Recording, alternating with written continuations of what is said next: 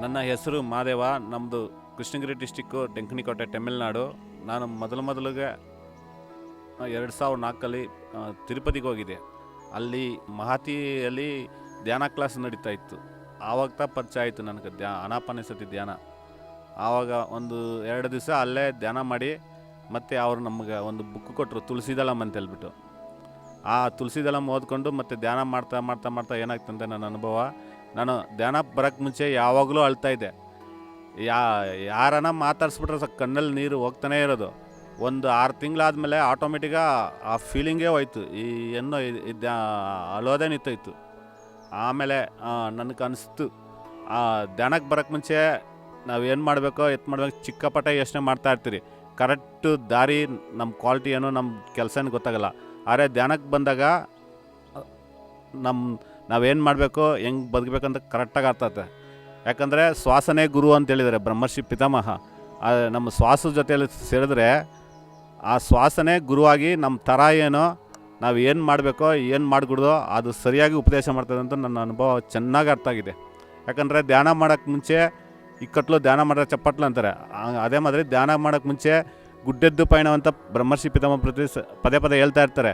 ಯಾವ ದಾರಿಯಲ್ಲಿ ಹೋಗಬೇಕು, ಹೆಂಗಿದೆ ಗೊತ್ತಾರೆ. ಆದರೆ ಧ್ಯಾನ ಮಾಡಿದ್ಮೇಲೆ ಕರೆಕ್ಟಾಗಿ ಅರ್ಥ ಆಗ್ತದೆ ನಮ್ಮ ಕ್ವಾಲಿಟಿ ಏನೋ, ನಮ್ಮ ಡ್ಯೂಟಿ ಏನೋ. ಅದು ಚೆನ್ನಾಗಿ ಅನುಭವ ಆಗಿದೆ ನನಗೆ. ಬ್ರಹ್ಮರ್ಷಿ ಪಿತಾಮಹ ಪತ್ರಿಜಿಯವರು ಯಾರು ಹೋದ್ರೂ ಅವ್ರ ಥರ ನೋಡಿ ಪರೋಕ್ಷವಾಗಿ ಹೇಳ್ತಾ ಇರ್ತಾರೆ. ಅದು ನನಗೆ ತುಂಬಾ ಅನುಭವ ಆಯಿತು. ನಾವು ಏನು ಬಂದಿದ್ದೀರಿ, ನಾವು ಏನು ಡ್ಯೂಟಿ ಮಾಡಬೇಕಂತ ಚೆನ್ನಾಗಿ ಆಗ್ತದೆ. ಆದರೆ ಧ್ಯಾನಕ್ಕೆ ಬರೋಕ್ಕೆ ಮುಂಚೆ ಏನೂ ಗೊತ್ತಾಗಲ್ಲ.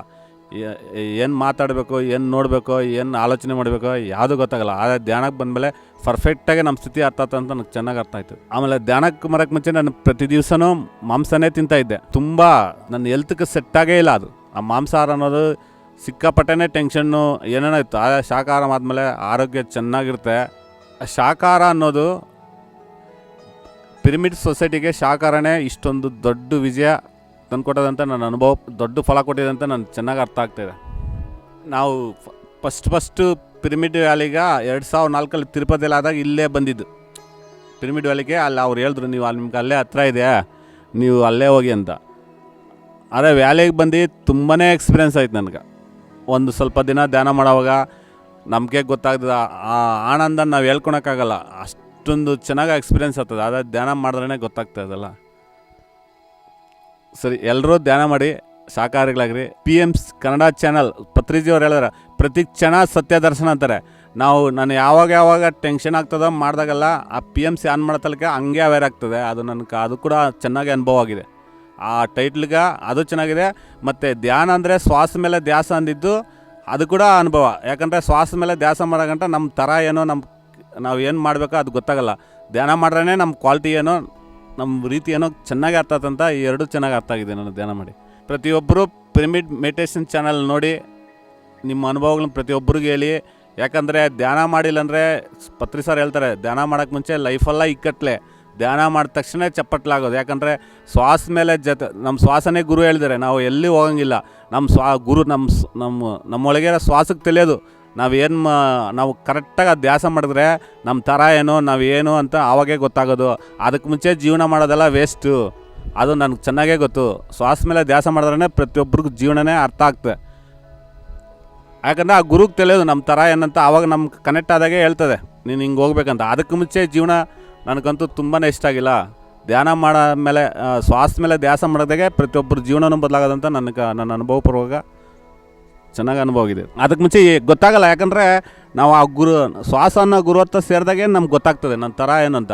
ಆ ಗುರುಗೆ ಗೊತ್ತು ನಾವು ಏನು ಮಾಡಬೇಕು, ಏನು ಮಾಡಕೂಡ್ದು, ಏನು ನೋಡಬೇಕು. ಅದಕ್ಕೆ ಮುಂಚೆ ಎಲ್ಲನೂ ಅಷ್ಟೇ ನನಗೆ ಗೊತ್ತಾಗ. ಧ್ಯಾನ ಮಾಡಿದ್ಮೇಲೆ ಪ್ರತಿಯೊಂದು ಚೆನ್ನಾಗಿರುತ್ತೆ. ಅದು ಬ್ರಹ್ಮರ್ಷಿ ಪಿತಾಮಹ ಪತ್ರಿಜಿ ಯಾವಾಗೂ ಹೇಳ್ತಾರೆ, ಶ್ವಾಸ ಮೇಲೆ ಧ್ಯಾಸ ಮಾಡಿ. ಯಾಕಂದರೆ ಆ ಗುರುಗೆ ಗೊತ್ತು ನಮ್ಮ ಏನು ಮಾಡಬೇಕು ಮಾಡಕೂಡ್ದು ಅಂತ. ಅದಕ್ಕಾಗಿ ಪ್ರತಿಯೊಬ್ಬರು ಶ್ವಾಸ ಮೇಲೆ ಧ್ಯಾಸ ಮಾಡಿ, ಬೇರೆ ಏನೂ ಇಲ್ಲ. ಎಲ್ಲ ಪ್ರಪಂಚದಲ್ಲಿ ಒಂದೇ ಧ್ಯಾನ ಇರೋದು, ಅದು ಶ್ವಾಸ ಮೇಲೆ ಧ್ಯಾನ ಅನ್ನೋದು ಚೆನ್ನಾಗೇ ಇದೆ. ಇದರಷ್ಟು, ಯಾಕಂದರೆ ಗುರು ಅಂದರೆ ಎಲ್ಲೋ ಅಂದ್ಕೊಂಡಿದ್ದಾರೆ. ಆದರೆ ನಮ್ಮ ಶ್ವಾಸನೇ ಗುರು ಅನ್ನೋದು, ಶ್ವಾಸ ಮೇಲೆ ಧ್ಯಾಸ ಮಾಡೋದು. ಯಾಕಂದರೆ ಆ ಗುರುವೇ ಹೇಳ್ತದೆ ನೀನು ಏನು ಮಾತಾಡಬೇಕು, ಎಲ್ಲಿ ಸೈಲೆಂಟ್ ಆಗಬೇಕು. ಯಾಕಂದರೆ ಆ ಗುರುಕ್ಕೆಲ್ಲ ತಿಳಿಯೋದು. ಅದಕ್ಕೆ ಗೊತ್ತಿಲ್ಲದು ಏನೂ ಇಲ್ಲ. ಪ್ರತಿಯೊಬ್ಬರು ಪಿರಮಿಡ್ ಮೆಡಿಟೇಷನ್ ಚಾನಲ್ ನೋಡಿ ಎಲ್ಲ ಸಬ್ಸ್ಕ್ರೈಬ್ ಮಾಡಿ. Okay, thanks. ಹಲೋ ಗೆಳೆಯರೇ, ಪಿರಮಿಡ್ ಮೆಡಿಟೇಷನ್ ಚಾನೆಲ್ ಕನ್ನಡಕ್ಕಾಗಿ ಲೈಕ್ ಮಾಡಿ, ಸಬ್ಸ್ಕ್ರೈಬ್ ಮಾಡಿ ಹಾಗೂ ಬರಲಿರುವ ಅಪ್ಡೇಟ್ಸ್ಗಳಿಗಾಗಿ ಬೆಲ್ ಬಟನ್ ಒತ್ತಿ.